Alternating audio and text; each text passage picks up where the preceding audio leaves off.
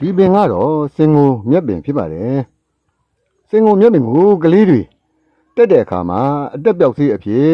ပြုတ်ပြီးတော့တိုက်ပြီးမယ်ဆိုလို့ရှိရင်တော့ပျောက်ကင်းစေတတ်ပါတယ်အမြင့်ကိုချွေးထုတ်စေးအဖြစ်အသုံးပြုမယ်ဆိုလို့ရှိရင်ရနိုင်တယ်လို့ကိုပူကြစေးအဖျားပြတ်စေးအဖြစ်လည်းအသုံးပြုနိုင်ပါတယ်အဆုပ်နဲ့ပတ်သက်တဲ့ယောဂတွေမှာလည်းတောက်သုံးပေးမယ်ဆိုလို့ရှိရင်တော့ချောင်းဆိုးခြင်းစတဲ့ဝေဒနာတွေကိုတက်တာပျောက်ကင်းစေတတ်ပါတယ်စင်ကိုမြက်ဟာရောင်ရမ်းခြင်းကိုတက်တာစေတဲ့ဂုဏ်ဓာတ်တွေရှိပြီးတော့ဆိတ်ရွှင်စေတတ်ပါတယ်စီးကြိုကဲ့သို့သောဝေဒနာတွေကိုတက်တာပျောက်ကင်းစေတတ်ပါတယ်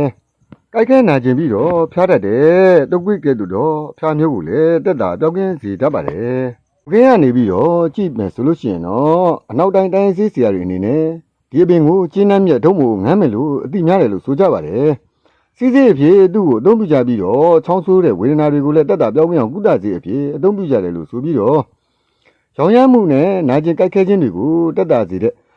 ဆေးအဖြစ်လည်းအသုံးပြုကြတယ်လို့ဆိုပါတယ်စီးသွားခြင်းကိုအားပေးတဲ့